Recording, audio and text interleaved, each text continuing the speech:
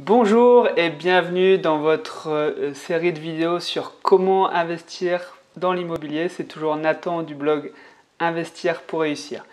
Hier, je vous ai montré comment financer votre bien par la banque, comment faire financer votre investissement par la banque.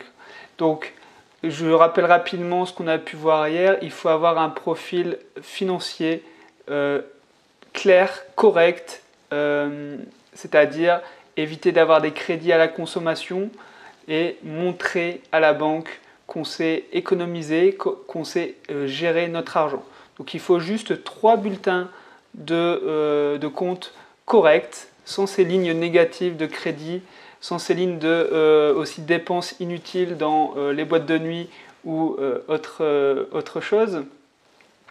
Donc aujourd'hui, je vais vous montrer comment calculer le cash flow dans un investissement immobilier et on va passer par une étude de cas réel avec moi derrière mon écran. Mais avant, je voulais vous montrer aussi comment améliorer un bien immobilier, comment créer de la valeur, comment apporter de la valeur. Tout simplement, on pourrait traduire ça par comment transformer un taudis en un palace. Il faut savoir que la rentabilité et le cash flow passera automatiquement par la transformation et l'augmentation de la valeur d'un bien immobilier. Il n'y a pas de secret, c'est la règle numéro 1 si vous cherchez du cash flow. On ne peut pas en fait acheter un bien dans son jus et le relouer dans l'état et espérer avoir un cash flow positif. Ça ne va pas être possible, c'est pas comme ça que ça fonctionne. Il va falloir se casser un peu la tête et justement c'est pour ça que je fais cette vidéo pour vous aider. Alors, tout d'abord, rénover un bien, apporter de la valeur, ça passe par la rénovation, principalement. Donc, pourquoi on va rénover? Pour, je l'ai dit, apporter de la valeur, mais aussi pour pouvoir louer un bien plus cher et plus rapidement. Effectivement, on va se démarquer du reste des concurrents et on va pouvoir donc louer plus cher et plus rapidement. On va aussi attirer des meilleurs locataires. Des locataires qui seront prêts à mettre le prix, à un prix un peu plus élevé, pour se loger. D'accord ? Il faut savoir aussi que tous les travaux réalisés dans l'immobilier sont déductibles de vos impôts. Donc c'est un avantage fiscal. Ces travaux-là et ces euros dépensés en travaux, vous ne les retrouvez pas sur votre fiche d'imposition. Donc tant qu'à faire, autant avoir un bien rénové, propre, qui se loue plus cher qu'un bien insalubre qui se loue pas cher mais et dans lequel vous aurez beaucoup d'impôts. Il faut savoir que de toute façon, votre bien il va vieillir, d'accord, ou il est déjà vieux, et donc vous aurez des travaux régulièrement à faire. Donc autant partir sur un bon cadre, partir sur un bien pratiquement neuf pour réduire ces futurs travaux dans le futur. Alors, bien sûr, il faut adapter votre rénovation. On ne va pas mettre du marbre dans toutes les salles de bain pour une location classique, évidemment. Non, moi je parle de, par exemple, si vous êtes à la campagne, il suffit d'améliorer la cuisine. Choisissez une cuisine équipée style Ikea, rien de fou, rien d'incroyable, mais tout de suite ça va faire la différence avec d'autres annonces. Ça va être aussi refaire le sol. Par exemple, remettre un coup de peinture sur les murs, les plafonds, mettre des belles peintures. Comme je le dis, de toute façon, le prix des travaux se retrouve dans les loyers. Vous allez pouvoir augmenter votre loyer, louer plus cher. Pour avoir du cash flow, le cash flow passe forcément par deux choses. La division de temps et la division d'espace. Je m'explique. Dans la division d'espace, ça signifie simplement diviser un bien en 2 ou en 3, par exemple. Transformer un grand T3 en 2 studios, par exemple. Ça peut être aussi l'agrandissement. Créer une pièce supplémentaire dans un studio. Par exemple, un studio de 30 mètres carrés, vous créez une chambre. Ça va permettre de le louer au prix d'un T2. Et ces 50 ou 60 euros en plus tous les mois vont faire la différence dans le calcul du cash flow. Pour la division en temps, je parle là de louer par exemple à la nuit. D'accord? Louer à la nuit va nous permettre de louer plus cher que si on louait à l'année. C'est évident. Donc la location courte durée. Alors, dans la location courte durée, par exemple, c'est chronophage. On est tous d'accord que accueillir plusieurs centaines de vacanciers, ça demande déjà beaucoup de temps pour répondre sur Internet aux questions, valider les horaires de rendez-vous pour donner les clés, pour faire l'état des lieux. Et ensuite, il y a aussi le nettoyage à faire. Donc là, il y a des services de conciergerie qui vont s'occuper de toute la gestion de votre bien, qui aura forcément un coût. On parle de 15% en général des montants des loyers. Donc c'est à prendre en compte aussi, et il faut vraiment que le jeu en vaille la chandelle. Après, on peut combiner aussi la division d'espace et la division de temps, comme avec de la colocation. On va diviser par chambre, et on va louer à différentes personnes à la fois. En plus, dans la colocation, là je vous donne une petite astuce. On peut rajouter un espace, c'est-à-dire rajouter une chambre supplémentaire en utilisant le salon. Ça se fait de plus en plus. Ça permet vraiment d'augmenter radicalement la rentabilité et le cash flow d'un investissement. Si vous pensez que c'est un petit peu too much pour vos colocataires et que vous avez peur de ne pas trouver de locataire, regardez simplement les annonces des concurrents, allez sur place, allez dans leur colocation et vous allez voir si oui ou non ça se pratique dans votre ville. Et puis, ça va être par exemple, donc il y a aussi comment en faire plus pour le même prix. Vous devez penser à ça.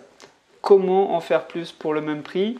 Donc, il y a plein de moyens pour apporter de la valeur sans mettre beaucoup plus d'argent. Ça va être des beaux lustres, ça va faire la différence tout simplement. Ça va être aussi mettre de la déco en couleur, d'accord? Changer les interrupteurs et les prises, mettre des nouveaux interrupteurs et des nouvelles prises. Ces petits éléments ne vous coûteront pas cher, mais vont faire la différence en fait avec le bien du voisin et le vôtre. Après, certains, pour en faire plus avec le même prix, vont meubler leur appartement et le louer nu. C'est pas ce que je conseille de louer en location nue, mais c'est un moyen pour apporter de la valeur au même prix. Je pense aussi à la décoration qui doit être minimaliste, en tout cas c'est le conseil que je vous donne. Ça doit donner une sensation d'espace et de grandeur. Donc un bon moyen en déco, c'est de peindre 3 murs de la même couleur, c'est-à-dire blanc, et un mur de couleur. D'accord, ça c'est un moyen très simple de déco pour donner un sentiment d'espace dans une chambre. Et aussi pour que la chambre plaise au maximum de personnes. Vous pouvez regarder aussi le magazine de déco AD Architecture.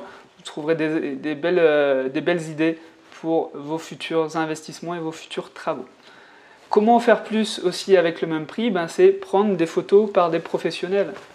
Vous prenez une fois des photos. Ces photos vous serviront pour poster vos annonces et déclencher le coup de cœur. Ça, c'est très important pour avoir un maximum de visites et louer le plus rapidement possible. Bon, on arrive au milieu de cette vidéo. Maintenant, je vais vous montrer un cas réel donc, sur mon ordinateur. Et je vais regarder la rentabilité et le cash flow d'un investissement pris au hasard sur Internet. Et on va regarder ça tout de suite. On se retrouve donc pour notre étude de rentabilité de cash flow immobilière. Alors, totalement aléatoirement, j'ai choisi la ville de Nancy. Donc vous voyez que j'utilise le site bien ici pour faire mes recherches. J'adore ce site parce qu'on voit l'emplacement des biens à vendre. Donc là, j'ai déjà appliqué quelques filtres. J'ai déjà appliqué un filtre sur un prix maximum. Comme je vous l'ai déjà dit, le prix d'achat est très important pour faire une bonne affaire dans l'immobilier. Donc je me concentre déjà sur les biens affichés, les prix les plus bas. D'accord ? Ensuite, il faut sélectionner aussi quel type de location on va faire. On aurait pu faire, par exemple, la location courte durée ou choisir d'acheter un immeuble de rapport. Là, j'ai décidé de partir sur de la colocation. Donc 4 chambres pour ma colocation. Je vous conseille au minimum d'ailleurs 3 chambres pour votre colocation. En dessous, c'est pas assez rentable. Et nous, on va partir sur 4 chambres. Certains font des colocations de 5, 6, 7, 8 chambres. Ça, c'est après à vous de voir. Donc, tout ça pour vous dire que j'ai appliqué un autre filtre pour viser des biens uniquement entre 80 et 110 mètres carrés, ce qui va nous permettre d'avoir nos 4 chambres, quitte à transformer le salon en chambre. Ça va sûrement être réalisé lors de cette étude. Donc je vais sélectionner un bien qui me paraît intéressant pour la suite de notre étude. Et on va voir après à quel prix il faut l'acheter pour avoir de la rentabilité et du cash flow, et quel cash flow on va avoir dans l'état actuel, combien il va falloir négocier, etc. etc. Alors, là, je le fais en même temps que vous, je n'ai pas travaillé avant votre arrivée. Donc, on peut partir sur ce bien-là qui a l'air... Ah, il a l'air trop propre, hein. Je vous ai dit, il faut transformer le bien, lui donner de la valeur. Là, il est déjà très propre, il est rénové. Il n'y a pas grand-chose à faire. J'ai envie de prendre un autre bien avec un peu plus de travaux quand même. Celui-ci est moins cher.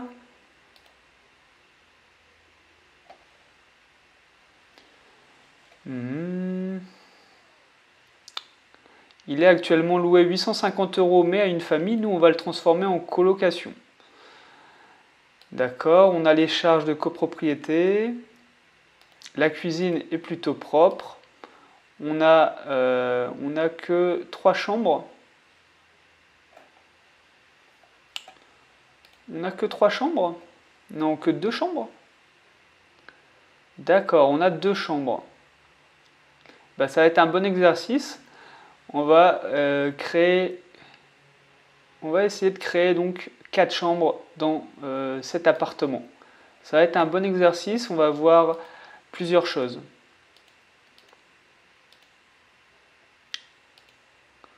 Ok.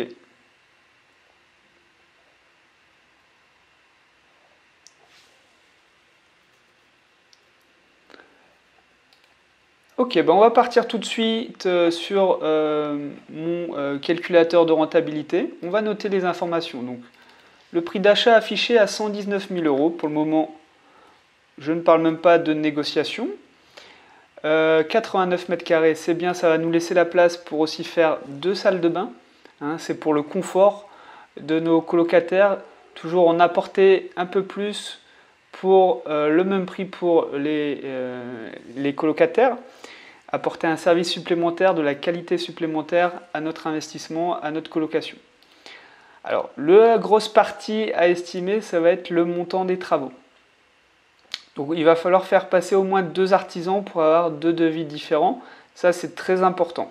Nous, on va faire une estimation à l'œil, histoire de continuer notre étude, mais aussi de préparer aussi dans notre tête un budget maximum pour les travaux.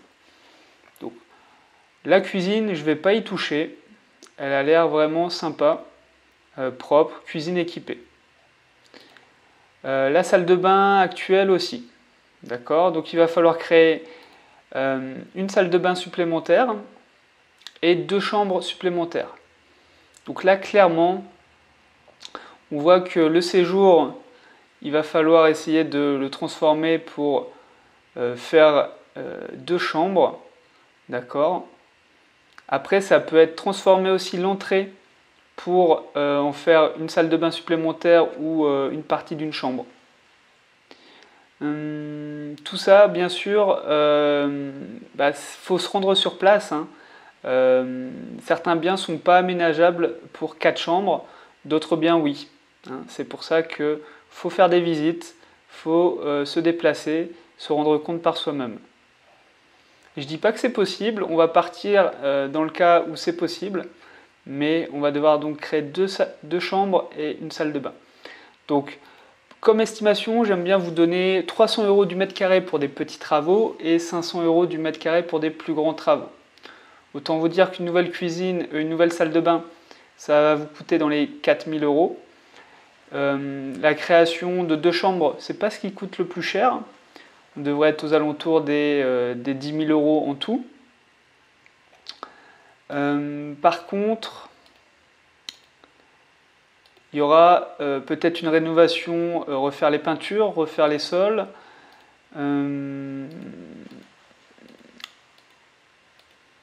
Ouais, refaire les peintures, refaire les sols. Et vu l'aménagement, à mon avis, il faut au moins rajouter encore 10 000 € de plus en travaux, hein, histoire de faire des travaux propres. Donc là, vous vous demandez comment on va faire. Il y a plus de séjour. Tout simplement, il faut réunir dans la cuisine. La cuisine va faire cuisine, salle à manger, séjour. C'est ça la clé.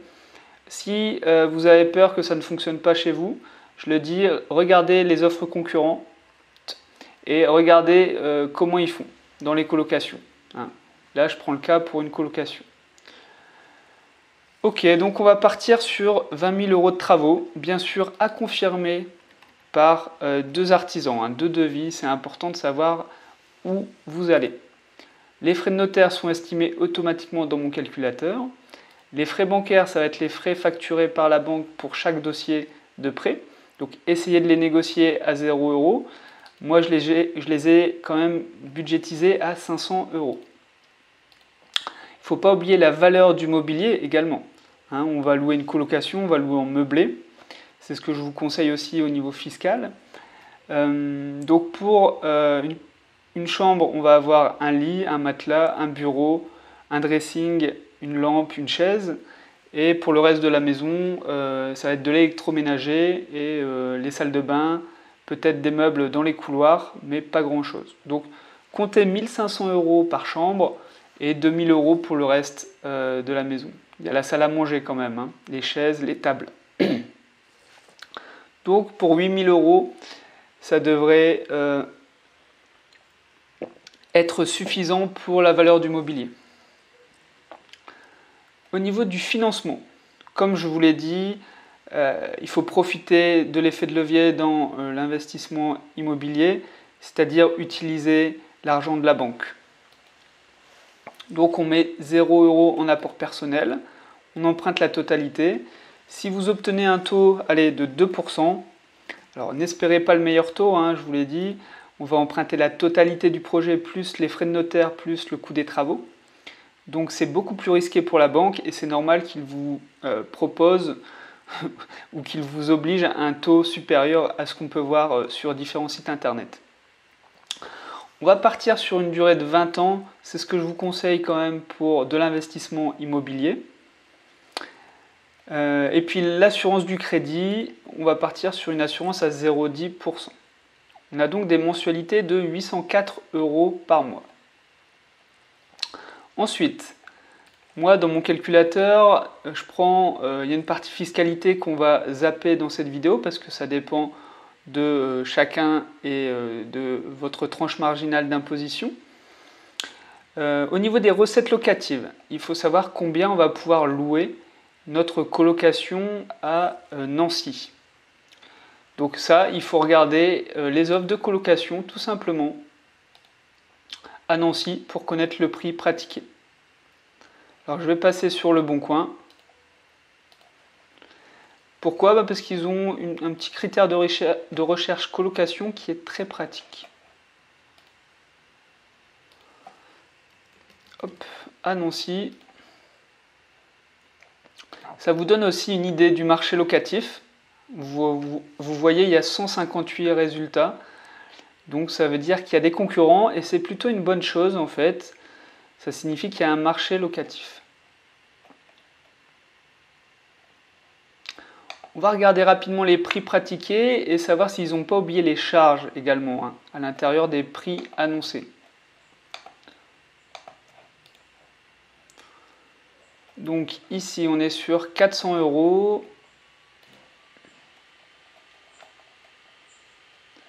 400 € plus 90 € de charge, donc c'est plutôt 490 €. Ici, 465 €. Ici 400 €. Mais là c'est une chambre chez l'habitant, donc il faut partager. C'est pas vraiment ce qu'on va louer, donc on va pas prendre cette annonce. Colocation meublée, d'accord. 410 €.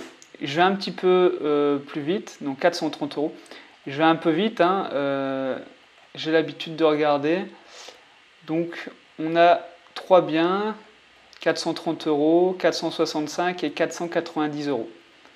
Bah, moi je vous propose de partir sur la moyenne, c'est-à-dire un 460 € par chambre. On ne prend pas de risque, on ne prend pas non plus un loyer trop haut. On prend une sécurité supplémentaire le jour de la location, parce que si on n'arrive pas à louer à par exemple 500 € et qu'on a fait tous nos calculs avec 500 €, ça peut être une véritable catastrophe pour nos calculs. Donc je vais partir sur un prix de location à 460 € par chambre, ce qui nous fait du 1840 € quand même à la fin du mois. On voit la différence avec le prix de location pratiqué en location classique, hein. C'est écrit qu'il arrivait à louer à 850 €. Et nous, on espère avoir 1840 €. On voit la différence. Ça, c'est grâce à la division, à la transformation du mode d'exploitation du bien, et aussi parce qu'on va faire des travaux de rénovation, on va fournir un bien de qualité. Il ne faut pas oublier la vacance locative, surtout pour une colocation. Moi, je compte un mois de vacances, comme si donc, vos 4 chambres étaient vides pendant un mois. Ça correspond à 8% du temps. Et du coup, automatiquement, mon calculateur enlève 8% des revenus. Puis on a les charges d'exploitation, très important. Si jamais vous faites gérer votre bien par une agence, ça sera entre 7 et 8% du montant des loyers. Ensuite, vous avez des frais d'entrée-sortie. Moi, personnellement, dans mes colocations, je paye 75 € par entrée-sortie. Donc, si on provisionne 2 départs par année, ça vous coûterait 150 €. À vous de vous renseigner aussi sur les prix pratiqués par les agences de votre ville pour être plus précis. On va partir là-dessus quand même. Ensuite, vous avez la taxe foncière et les charges de copropriété. Ça varie énormément entre 2 immeubles différents et entre 2 rues différentes. Donc, demandez-les aux propriétaires, c'est très important. Est-ce que dans l'annonce, on a cette information? On apprend effectivement, j'avais vu qu'on a 3144 € de charges par an, c'est énorme. Mais c'est aussi parce qu'on a tout, en fait. On a le chauffage au gaz et on a l'eau inclus. Alors, mais on n'a pas la taxe foncière, donc il va falloir faire une estimation de la taxe foncière. Donc je vais noter déjà les charges. Donc c'est énorme au niveau des charges, effectivement. Par contre, on a déjà le chauffage compris, ce qui peut être plus simple pour vous au niveau de la gestion des charges. Parce que qui dit colocation dit aussi augmentation des charges. Si les charges sont réparties avec l'ensemble des propriétaires, ben, ça vous impactera moins que si le contrat d'électricité était à votre nom. Et clairement, vous seriez le seul à réajuster les différences et les augmentations. La taxe foncière, on va partir sur, je ne sais pas, on va partir sur 800 €. C'est un appartement de plus de 80 mètres carrés, à vérifier vraiment auprès du propriétaire. Ensuite, vous avez les futures réparations. Même si vous êtes parti sur des gros travaux de rénovation, il faut budgétiser quand même des petits travaux, que ce soit pour changer du mobilier, faire appel à un plombier après une fuite, un serrurier, etc. Moi, je pars toujours sur un demi-mois de loyer. Ça me permet aussi de sécuriser mes investissements, en prévoyant tout simplement des dépenses qui ne sont peut-être pas présentes aujourd'hui, mais qui vont arriver, ça c'est sûr et certain. Donc on va partir sur 920 €, un demi-mois de loyer. Ensuite, vous avez aussi l'assurance propriétaire non occupant, qui est obligatoire. Pour une colocation dans un appartement, ça devrait vous coûter 150 €. Donc là, on a le montant exact des charges à l'année et on va voir tout de suite des premiers retours sur investissement, des premiers rendements qui apparaissent. Donc le rendement brut, je le rappelle, c'est simplement les loyers sur le coût d'achat. Ensuite, le rendement net, c'est on ajoute en fait les charges d'exploitation aux revenus. Donc on enlève des revenus les charges d'exploitation. Tout de suite, on perd pratiquement on perd plus de 4 points quand même. Mais le plus important, c'est vraiment le cash flow. Savoir si vous avez de l'argent qui rentre dans votre poche ou au contraire si vous avez de l'argent qui sort de votre poche.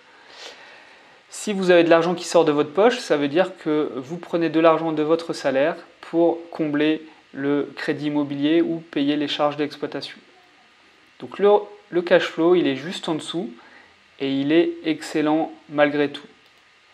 Il est quand même de 345 € par mois, soit plus de 4000 € à l'année. C'est une superbe opération, clairement. En plus, vous voyez qu'on a pris quand même des sécurités supplémentaires avec la vacance locative. On a pris des frais d'agence. On a pris aussi un demi-mois de dépenses pour des rénovations dans notre appartement. Donc là, c'est super bien. C'est vraiment le type d'opération qu'on va rechercher. Ça va nous permettre de gagner de l'argent avec l'immobilier et de multiplier nos investissements. La banque, là, ne peut pas refuser votre prêt parce que vous gagnez de l'argent et ça va vous permettre aussi d'acheter un deuxième, un troisième, un quatrième bien immobilier. Et imaginez, vous avez simplement 2 à 3 biens immobiliers avec ce cash flow-là, ça vous fait pratiquement plus 1000 € en revenus supplémentaires. Donc je vais enregistrer ce scénario et je vais vous montrer comment on peut améliorer ce bien. Alors là, je me demande si je ne me suis pas trompé dans le prix de la colocation. Ouais, non, hein, c'est bien à 450, 460 € qu'on va louer. D'accord. Non, vraiment, les loyers est très important. Je ne m'attendais pas à avoir un tel cash flow tout de suite. Honnêtement, c'est vraiment parce qu'on a fait de la colocation qu'on arrive à une rentabilité comme celle-ci. Je vais vous montrer comment on peut améliorer ces chiffres. Alors, tout d'abord, il y a forcément la négociation. Je vous ai dit 5% c'est le minimum, 10% c'est bien, mais on peut viser des moins 30, moins 40%. Alors, je vais prendre un premier scénario où je négocie 9000 €. Je vais enregistrer le scénario et je vais les comparer à la fin. À la fin de cette vidéo, je vais comparer tous les scénarios entre eux. Je vais faire un deuxième scénario où je fais baisser le prix de 19 000 €. C'est possible. C'est un exemple que je veux vous montrer. Donc, scénario suivant enregistré. Ensuite, ça va être aussi la partie financement. Le moyen le plus facile, c'est d'augmenter la durée du prêt. Quand vous augmentez la durée du prêt, vous faites baisser les mensualités du crédit. Alors, pour un investissement immobilier de 136 000 €, 20 ans, c'est déjà très bien. Si vous avez des sommes un peu plus élevées, par exemple 250 000 €, 300 000 €, c'est possible d'avoir un prêt sur 25 ans. On peut faire plusieurs montages, soit un prêt unique sur 25 ans, soit 2 prêts. On cumule 2 prêts, on appelle ça des prêts gigognes. Par exemple, un prêt sur 10 ans plus un prêt sur 15 ans. Ça se signe au début de l'achat. Ça se prévoit dès le début. Ensuite, vous avez le taux d'intérêt. Effectivement, on peut avoir un meilleur taux d'intérêt, ça va nous faire baisser nos mensualités. Mais comme je l'ai déjà dit, ne vous attardez pas trop sur le taux. Le plus important, c'est de se faire financer à 110%. En tout cas, si vous devez faire baisser un taux, privilégiez le taux d'assurance du crédit. Il vaut mieux faire baisser de 0,1 point le taux de l'assurance du crédit que le taux nominal. Pourquoi ? Parce que l'assurance du crédit se base en général sur le capital total emprunté. Donc les intérêts n'évoluent pas, alors que le taux nominal s'applique sur le capital restant dû. Et comme année après année vous remboursez du capital, les intérêts diminuent. Et sur 20 ans, la différence est énorme. Donc mieux vaut faire baisser le taux de l'assurance du crédit si jamais vous devez choisir entre deux baisses. Ensuite, ça peut être aussi prévoir une vacance locative un petit peu plus élevée, ça veut dire prendre une sécurité supplémentaire. Peut-être que vous avez envie de prendre 1 mois et demi de marge au cas où vous n'arrivez pas à louer. Ça peut être aussi forcément faire une estimation d'un loyer un petit peu plus élevé. Donc nous, on était parti sur 460 euros. Imaginons qu'on loue 480 euros. Simplement 20 euros de plus par chambre. Donc on arriverait à 1920 euros.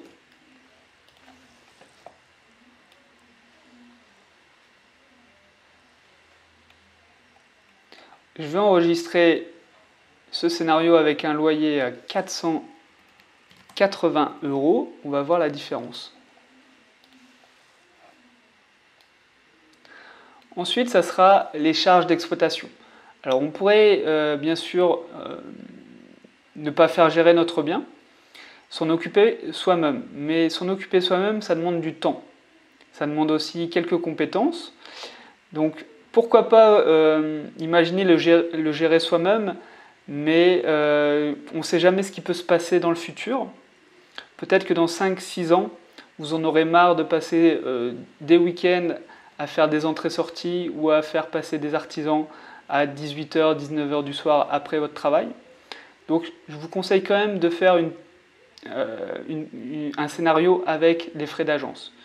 Surtout que le temps passé dans la gestion de votre bien, vous ne pourrez pas le passer à réinvestir, à visiter d'autres biens, à négocier d'autres biens, à demander le financement pour d'autres biens. Voilà, le temps passé sera perdu et vous aurez plus de mal à réinvestir et à acheter d'autres biens immobiliers. Et je le rappelle, c'est en multipliant les achats aussi qu'on multiplie les revenus supplémentaires. Mieux vaut peut-être avoir 5 biens avec 100 euros de cash flow chacun que un bien avec 300 euros de cash flow, par exemple.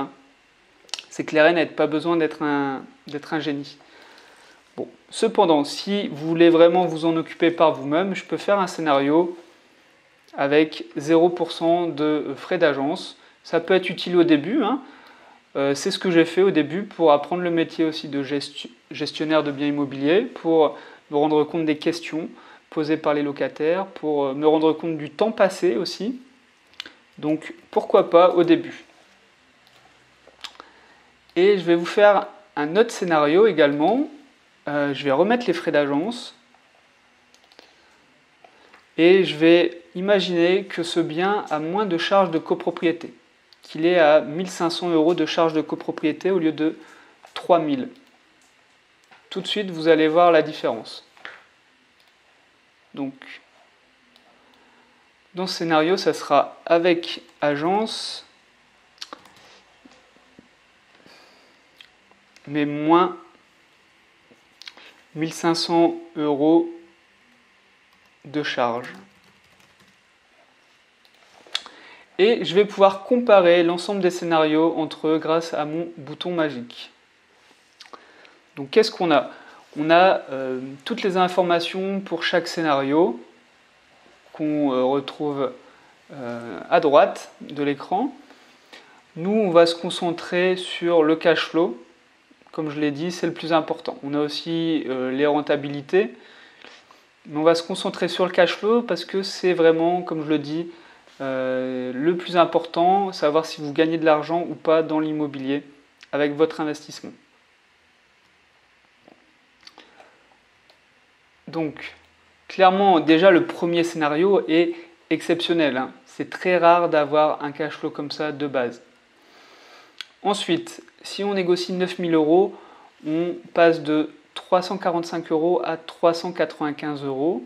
Et si on négocie 19 000 euros, on passe à 451 euros. C'est quand même pas négligeable d'augmenter son cash flow de 100 euros par mois pendant 20 ans.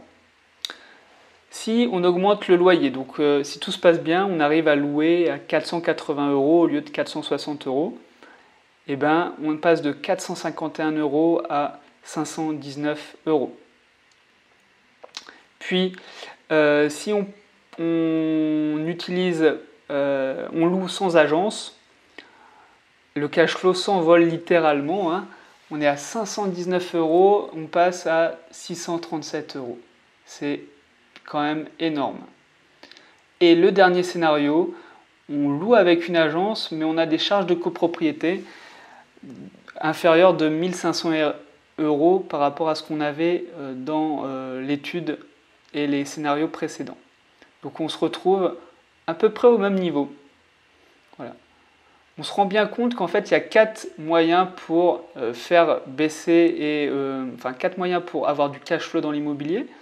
Ça va être le prix négocié, le coût d'achat, d'accord.